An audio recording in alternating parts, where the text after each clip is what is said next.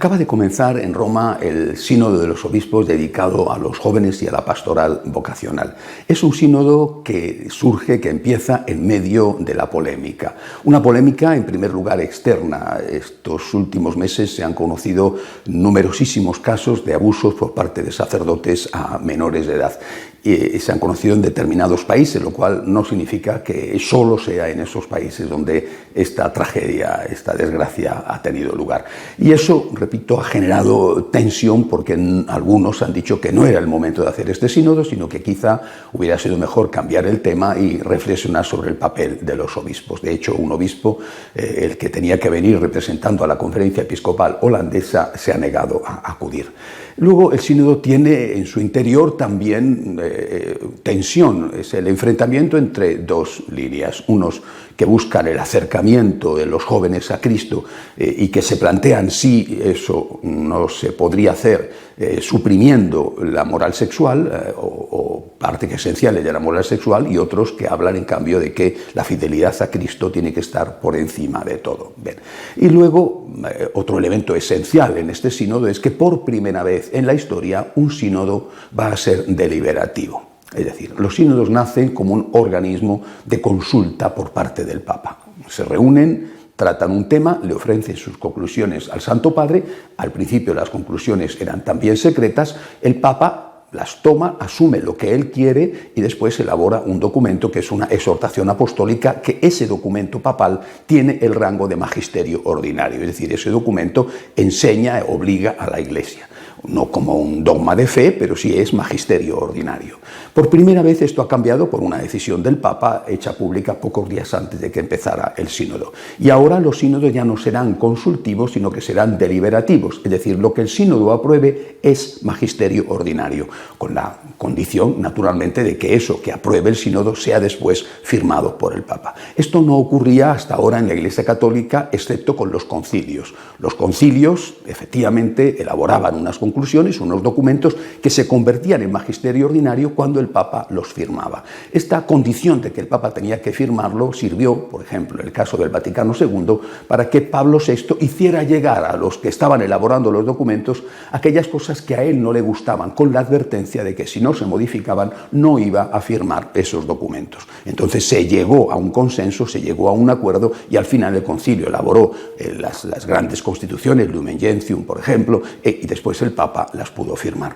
En este caso es una situación, repito, inédita, porque por un lado va a tener ese valor de magisterio ordinario, pero no sabemos si el Papa va a hacer llegar también sus opiniones o no. En cualquier caso, lo que el sínodo apruebe será algo que se convierta en, de alguna manera, obligatorio. Repito, no será nunca un dogma de fe, pero sí será magisterio ordinario, con tal de que el Papa lo firme, lógicamente. Ahora, la diferencia entre el concilio y el sínodo es que en el concilio participan todos los obispos, todos tienen derecho a participar, mientras que en el sínodo participa una representación de las conferencias episcopales y luego un elevadísimo número, no estoy muy seguro, pero quizá otro tanto o aproximadamente, que son nombrados por el Papa según su propia opinión y que naturalmente va a condicionar el resultado final de esas conclusiones con las que termine el sínodo de los obispos. Estamos, por lo tanto, ante un sínodo decisivo.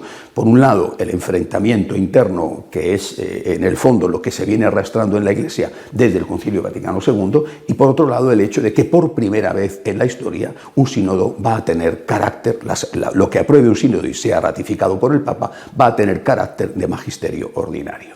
¿Cuáles son esos motivos de discrepancia entre los dos grandes sectores que hay en la Iglesia? Repito que llevamos así ya bastantes décadas con esta situación. Por un lado están los que dicen que el tema de los jóvenes o de la pastoral vocacional, los que dicen que la moral sexual de la Iglesia espanta, aleja a los jóvenes.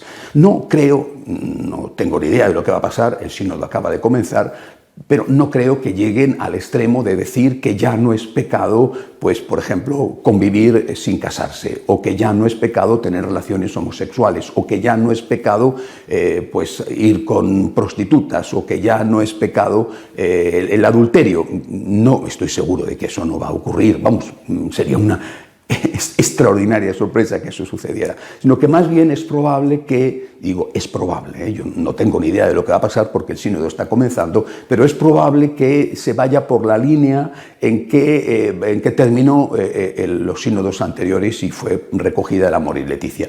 Hay que tener en cuenta las circunstancias, es decir, esto sigue estando mal, pero hay que ver esas circunstancias y en función de las circunstancias, eso que está mal objetivamente no está mal subjetivamente, es decir, esto está mal pero no está mal para ti, porque tus circunstancias hacen que esto para ti no sea pecado porque no tienes la suficiente libertad o formación o lo que sea para que eso puedas optar, decidirlo con todas las consecuencias. Si no tienes el grado suficiente de libertad, no es pecado para ti. Bien, es decir, sería una especie de vaciamiento de la moral católica, pero sin nominalmente, formalmente derogarla. Esa sería probablemente, aventuro yo, una postura. La otra postura es, creo que está representada de una forma especial por Monseñor Chaput, el arzobispo de Filadelfia, es la postura de los que dicen que la moral sexual católica es buena para los jóvenes y que lo que hay que hacer es presentarles a los jóvenes precisamente en qué consiste esa moral católica. Y que además rechazan, como ha dicho Monseñor Chaput en su primera intervención dentro del sínodo, rechazan completamente la aceptación incluso del lenguaje LGBT, porque consideran que la primera batalla que hay que dar y la que no hay que empezar perdiendo es la batalla del idioma. Si nosotros aceptamos su terminología, de alguna manera ya estamos aceptando lo que viene en el contenido de esa terminología. Por ejemplo, hablar de pareja en lugar de hablar de esposos. Bueno, es decir, hay un choque entre ambas posturas. Insisto, creo que esto no es nuevo, llevamos así bastantes décadas. Unos que piensan que haciendo un cierto tipo de concesión, vaciando de alguna manera el contenido de la moral católica, vamos a conseguir que los jóvenes no se vayan o que regresen, y los otros que dicen que, por el contrario, haciendo eso no vamos a conseguir más que desprestigiarnos y precipitarnos aún más en la ruina, en el vacío.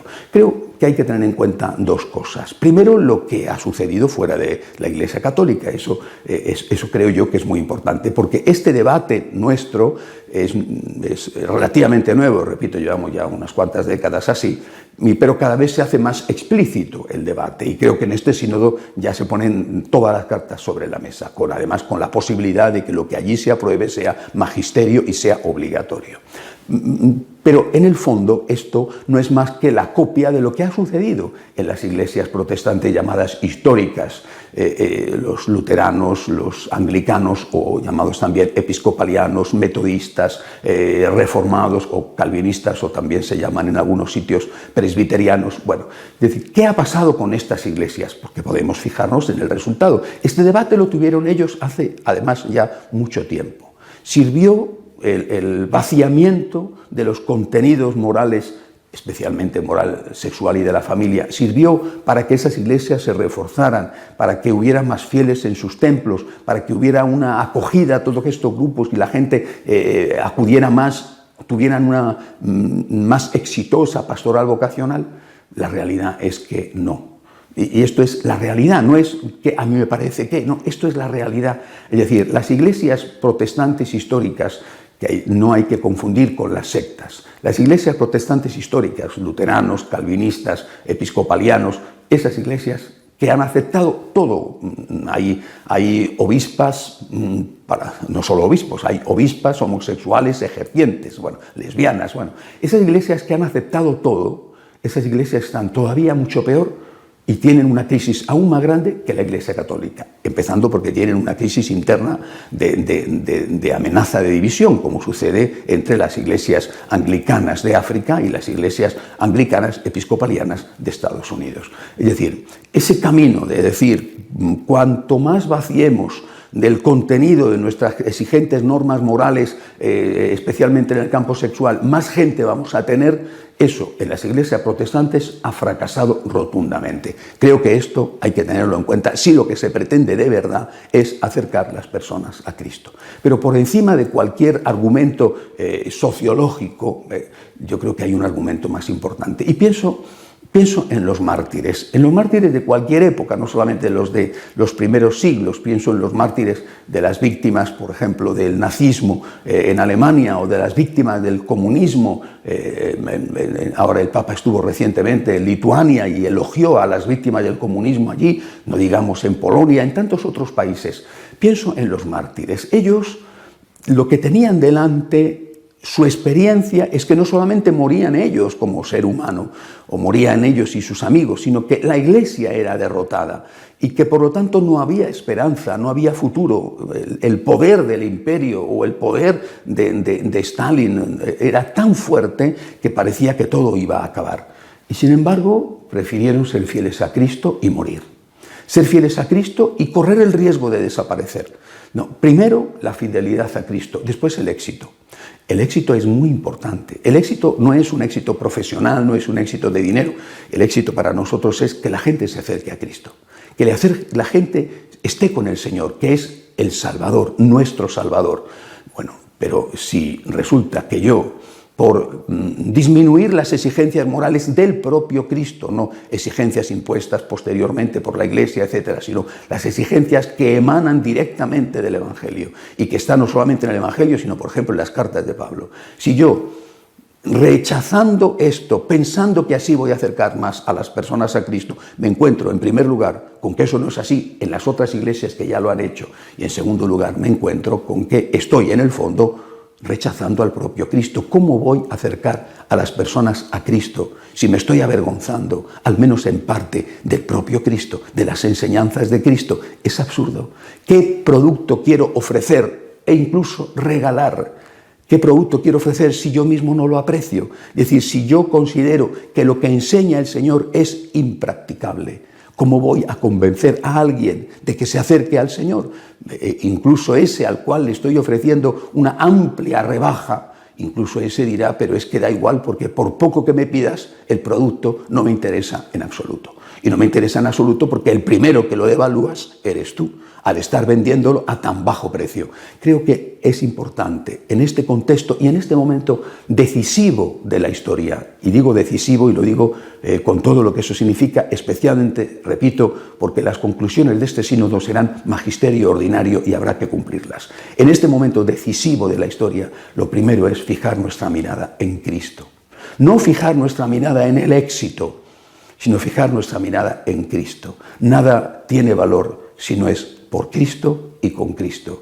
¿Que tendremos que hacer las adaptaciones necesarias para que el mensaje llegue a los jóvenes y ser cada vez más atractivos para ellos? Por supuesto que sí. ¿Que tenemos que ser acogedores? ¿Que tenemos que llevar una pastoral de acogida para que nadie se sienta extraño en la Iglesia? Por supuesto que sí, pero no a costa de vaciar de contenido, directa o indirectamente, el mensaje de Jesucristo, tanto el mensaje dogmático como el mensaje moral. El camino de las rebajas puede dar resultado en algunos centros comerciales, pero la historia lo demuestra. En la Iglesia el camino de las rebajas siempre ha sido un fracaso. Recemos por el sínodo. Nos estamos jugando muchísimo en este momento. Hay que pedirle al Señor que no abandone nunca a su Iglesia.